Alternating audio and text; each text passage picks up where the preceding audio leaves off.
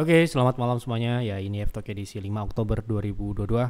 Seperti biasa, malam ini kita akan update market dan menjawab ide-ide saham dari Bapak Ibu semua di F-Talk edisi kolom komentar F-Talk edisi 4 Oktober 2022. Ada cukup banyak. Terima kasih sekali Bapak Ibu yang sudah mengisi kolom komentar, memberikan ide untuk dibahas di F-Talk malam ini. Silahkan apabila ada saham yang lain yang menarik untuk dibahas di F-Talk berikutnya, Bapak Ibu bisa isi di kolom komentar. Baik, kita langsung mulai saja agar durasi tidak terlalu panjang. Hari ini IHSG sempat naik di atas EMA 60, di atas 7100. Namun seperti yang sudah kita perkirakan bahwa 7100 ini akan dipertahankan sebagai resist dan target pullback sementara ini, ya. Nah, tadi pagi ada yang konsultasi, wah IHSG sepertinya bakal breakout di atas 7100 dan tutup di atasnya dan lanjut besok. Namun ternyata memang 7100 dan EMA 60 ini merupakan level yang cukup penting. Dan ternyata penutupan tidak berlanjut ya. Dan di penutupan tadi yang melemah gitu ya. Nah, bagaimana kelanjutannya? Sementara ini untuk IHSG masih dalam fase koreksi, meskipun Anda melihat IHSG hijau, tapi lihat ini adalah penurunan, ya. Jadi kita harus tahu itu, ya. Jadi penurunan ini masih akan ya berlanjut selama syarat-syarat turunnya masih ada, yaitu masih di bawah EMA 60 dan target kedua masih belum tercapai sementara ini ya. Kita langsung masuk ke pembahasan saham terlebih dahulu. Oke, dari Pak Agus Partaryawan, review saham ADCP. Penutupan hari ini kurang bagus. Apakah masih menarik untuk trading jangka pendek menuju 100? Nah, kebetulan ini menyambung ide trading yang kami berikan secara gratis di TradingView, ya. Seperti ini. Jadi ini tadi siang ya. Jadi di-share sekitar jam 2 kurang kali ya. Nah, ini adalah salah satu saham yang menurut kami menarik. Kita lihat ADCP chartnya di sini ya.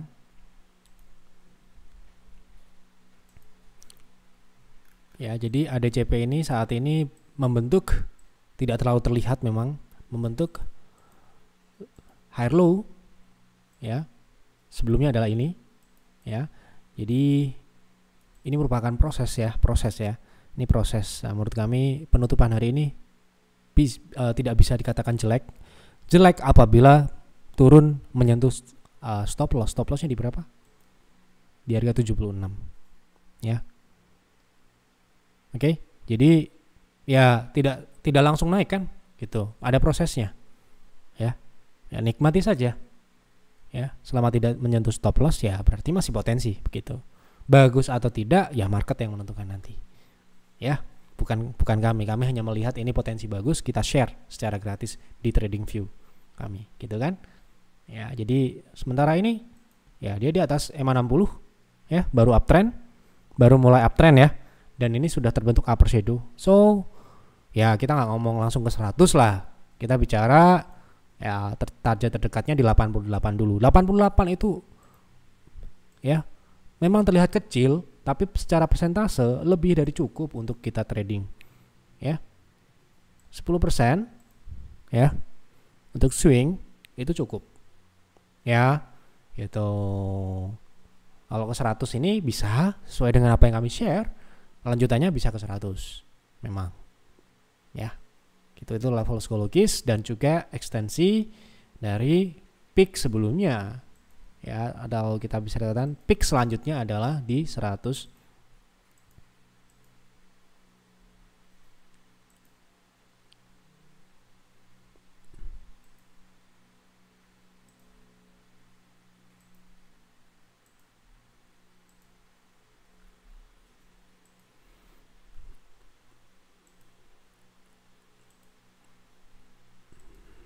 Sebentar ya, kita refresh dulu.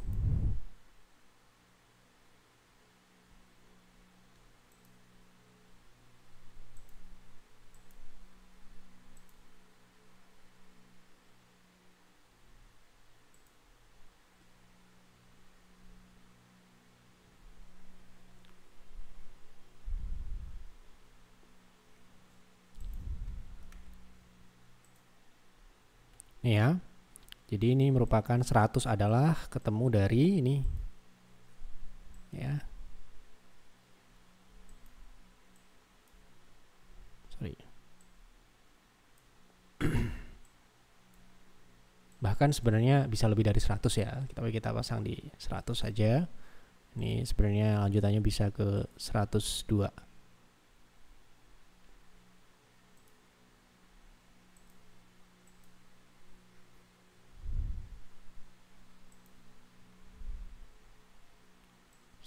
Ya ini ya. Oke, begitu ya. Lanjut. BKDP untuk jangka pendek masih berpotensi ke berapa?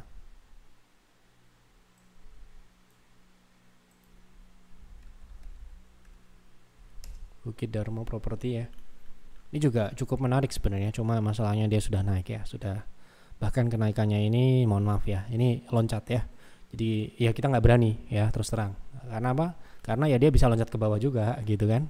Ini targetnya yang sudah kita pasang sebelumnya di F-Talk berapa, Bapak Ibu bisa cari kapan pembahasan terakhir BKDP terakhir, Bapak Ibu bisa cari di Telegram kami, kemudian ketik BKDP, nanti akan ketemu di edisi 21 September ya. Silakan dicari. Ini targetnya 118, 142 hampir tercapai kemarin, 142 ya harusnya. Jadi ini masih mengarah ke sana sementara ini. Baik. Lanjut ya. Dari Pak Hidayat, tolong bahas BP, apakah masih layak di hold sampai akhir tahun? Kita nggak ngomong akhir tahun ya, trennya masih naik atau tidak gitu aja ya. Nanti takutnya kita ngomong akhir tahun ternyata dia naiknya sampai dengan Desember 23 atau 24 gitu kan. Nah, sementara ini tren Banekat Integra atau Astrindo, ini sekarang ganti nama ya, ini masih dalam proses koreksi ya sebenarnya. Cuma ini koreksinya ini agak riskan. Kenapa? Karena di bawah MA60. Namun sebenarnya koreksi ini masih bisa berlanjut sampai dengan 119. Nah, kalau kita bicara sampai beberapa bulan ke depan, kita menggunakan weekly atau monthly ya. Nah, ini masih ke atas sebenarnya arahnya ya.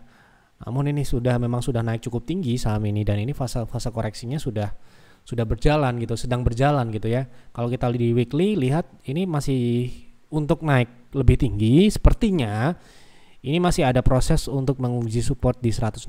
So, saya nggak akan bilang kapan naiknya sampai akhir tahun atau sampai kapan, tapi selama ini masih berjalan uptrend, di weekly-nya masih uptrend di atas MA60 ya, ini masih ke atas arahnya. Tapi ya ini sekali lagi ini kan bicara beberapa bulan ya. Nah, masalahnya Anda mau trading seperti apa gitu kan. Nah, ini saham ini juga sudah naik sebenarnya, sudah naik dan sudah ya, momentum kita sekarang ini kalau trading ya ini untuk swing dulu gitu ya. Kita belum bisa trend following. Kalau trend following di daily dia setidaknya harus tutup di atas MA60 dulu. Nah, gitu ya. Tapi sepertinya ini bisa saja dia pullback dulu ke 170-an. 167, 178. Baik. Mohon pandangan untuk saham BESS secara jangka pendek bagaimana, arahnya kemana, tren berarti ya. BESS trennya masih downtrend ya, konsolidasi di dalam tren turun seperti ini. Jadi ini sedang pullback. Untuk jangka pendek ini potensi swing ke 237 sampai dengan MA60 263. Oke. Dari Pak Alfa, mohon analisa lengkap CAK untuk swing. Nah, hari ini CAK naik ya dan turun habis itu ya. Cukup agresif ya. Dan ini bukan indikasi yang baik ya setelah dia naik dan turun seperti ini. Karena kemungkinan besar kenaikan ini dimanfaatkan untuk sell on strength. Nah, ini ya. Jadi ini candle di jam 10 ini tekanan jualnya cukup besar ya. Sehingga berlanjut sampai dengan penutupan tadi ya. Jadi kenaikan ini dibalas dengan penurunan dengan volume yang lebih besar. Gitu ya. Otomatis ini bisa kita artikan sebagai distribusi. Ya. Dan ini potensinya masih sementara ini konsolidasi lanjut ke 202. Untuk sementara ini. Bisa turun lebih dalam, bisa. Tapi sementara ini 202 dulu. BABP dan BBYB dong kabarnya mau RI. Jadi mantul banget hari ini. Parahnya BABP baru RI udah mau RI lagi. Kita bicara rak isu ini tentu saja kita bicara investasi ya, kita mau nebus atau tidak. Jadi kepentingan rak isu itu adalah untuk mempertahankan persentase kepemilikan. So kalau Anda trader nggak perlu pusing-pusing mikirin RI, rak isu. Ya, kalau kami di private trading pasti akan menghindari itu. Kenapa? Karena bisa tidak sesuai dengan teknikal. Ya, tidak sesuai dengan teknikal. Seperti halnya dividen juga. Ya, so kalau Anda trading hindari. Tapi kalau Anda mau invest, sekali lagi Anda cek juga rak isu ini untuk apa? Untuk ekspansi atau untuk bayar utang. Ya, jangan sampai kita melihat rak isu itu dengan tanpa tahu apa itu yang diinginkan atau tujuan rak isu itu untuk apa. Ya. Kalau untuk ekspansi oke, nanti akan berdampak pada modalnya itu akan digunakan untuk memperlebar bisnis. Efeknya logikanya akan meningkatkan pertumbuhan revenue ya. Nah, nanti akan berdampak pada pertumbuhan perusahaan secara umum. Nah, kalau untuk bayar utang lah itu ya. Nah, itu jangan sampai. Nah, gitu ya. Jadi kepentingan kita untuk menebus atau tidak ini tentu saja ini sudut pandang dari seorang investor. Ketika investor ya melakukan penebusan ya itu untuk mempertahankan persentase kepemilikan. Karena saham yang beredar kan bertambah. Gitu ya. Jadi kita harus tahu kapan kita harus nebus dan kapan kita harus hindarin. Ya kalau trading tentu saja kita harus hindari. Ya, gitu. Karena nanti bisa apa namanya? Tidak sesuai, tidak relevan dengan teknikal. Nah, saat ini kalau kita nilai dari kinerja dari BABB sendiri sebenarnya kita anggap tidak terlalu bagus ya, karena pertumbuhannya bisa dikatakan tidak terlalu positif, terutama di bottom line juga ya. Di sini pertumbuhan bottom line-nya cenderung negatif bahkan signifikan ya, bahkan di kuartal 1 kuartal 2 ini cukup bagus pertumbuhannya, tapi memang ini terlihat memang cukup signifikan ya. Jadi dari operasionalnya memang tumbuh cukup signifikan. Nah, ini jadi silahkan Anda perhatikan baik-baik dia rak isu itu untuk apa. Saya belum terus terang belum baca ya terkait itu. Ya, jadi silahkan itu PR. Jadi kalau misalkan lihat kinerjanya ya bisa dikatakan ya di tahun 2022 ini cukup baik ya, cukup baik gitu ya. Oke. Kita lanjut. Bahas saham Jcon. Ada potensi kembali ke 200 teknikal ya. Ya ini masih uptrend ya, ke 200 harusnya bisa, bahkan lebih harusnya ya gitu ya, ke 200. Kalau kita lihat dari target sementara ini ya, targetnya memang mungkin cukup signifikan ya saham ini ya. Terakhir dia sudah mencapai 0,3 bahkan lebih. Jadi ini mungkin kali ini dia paling tidak ke 202 ini 0,3-nya. Kemudian target berikutnya adalah di 0,6 yaitu di 270-an. Ya, seperti itu. Mohon bahas BSSR. Yang mana nih nyangkutnya? Nyangkut setelah bagi dividen sampai dengan sekarang BSSR satu saham ya, BSSR dividen. Oh ini ya, kebetulan kita di peers atau di peer ya, saya lupa juga.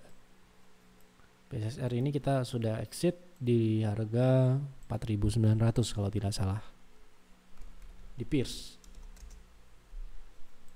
di Juni, di bulan Juni, kemudian di bulan April 4.300 ya. Ya, seperti ini dividen ya. Kenapa kok ada pertanyaan mungkin, kenapa kok kita menghindari dividen? Karena dia bisa gap down dan ya kemungkinan besar stop lossnya tidak akan tercapai. Maksudnya tidak akan tercapai, terlompati gitu ya. Sehingga kita loss yang kita sudah siapkan bisa lebih gitu kan. Nah, seperti ini. Kalau secara teknikal ini potensinya bisa rebound ini ke 4.900 ya untuk BSSR ini. Target kami untuk di peer sendiri untuk ini kita bicara target terdekat.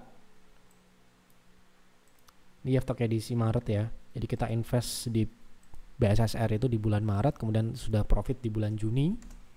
Hanya dalam waktu beberapa bulan saja. Nah, ini ya. Jadi target kita itu memang di sekitaran ini ya, di 4.380 dan 5.000 ini. Jadi ini memang sangatlah wajar di harga saat ini, di harga di atas 5.000 ini muncullah tekanan jual, diikuti dengan dividen juga ya, ditambah dividen juga ya, seperti itu. Nah, sekarang ini sedang meretest EMA 60 dan bertahan ya. Ini mungkin saja dia pullback dulu ke 4.960. Tapi ini hati-hati ya, ini saham ini juga agresif. Kalau misalkan dia pullback kemudian lanjut turun, sebaiknya hindari karena dia bisa membentuk wave turun yang cukup signifikan. Ya, hati-hati. Kalau nyangkutnya di berapa saya nggak tahu nih. Ya, lain kali mungkin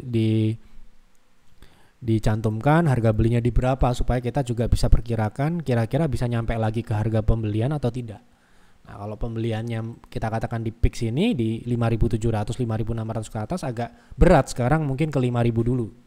Ya. Gitu ya. Lanjut. Untuk trading Arko potensi ke berapa? Sudah punya barang di 630.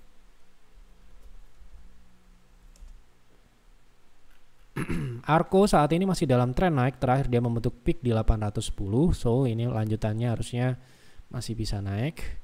Lanjut. Kemarin terakhir ada yang konsul ya terkait saham Arko ini. Sebentar saya cek dulu bagaimana advice-nya.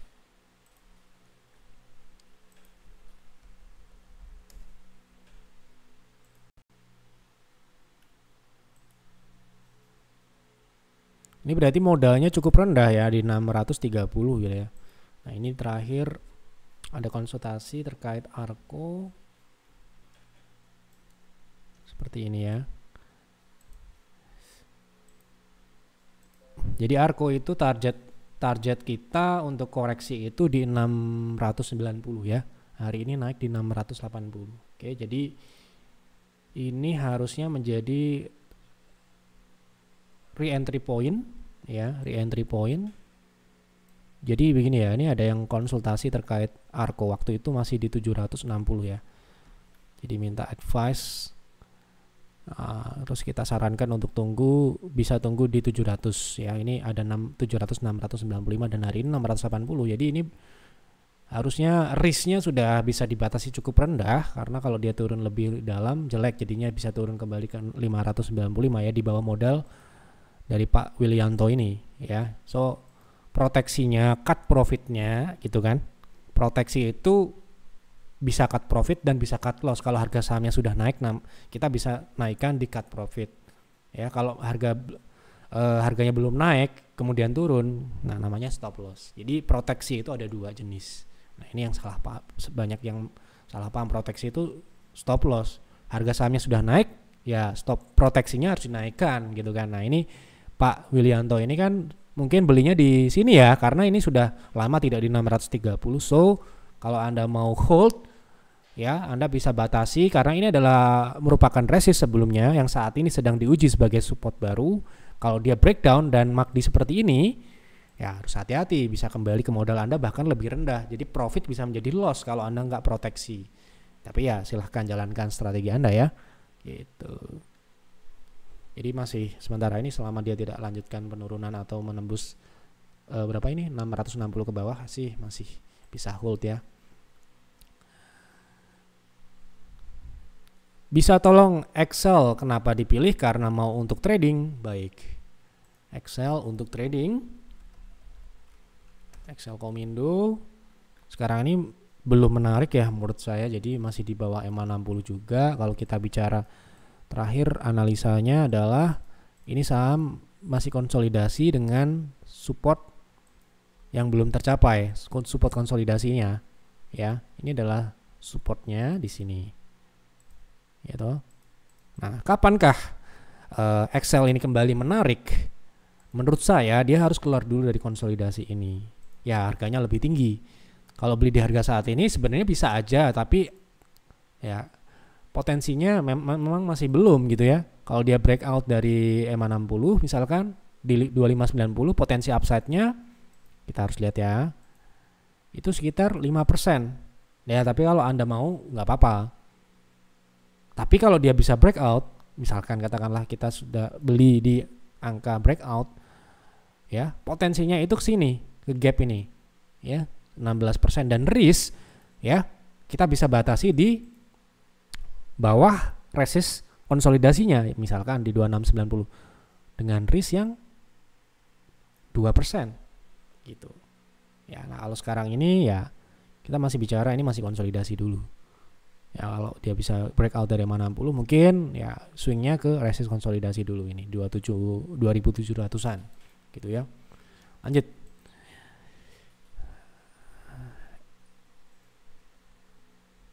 MEDS Bank average 450.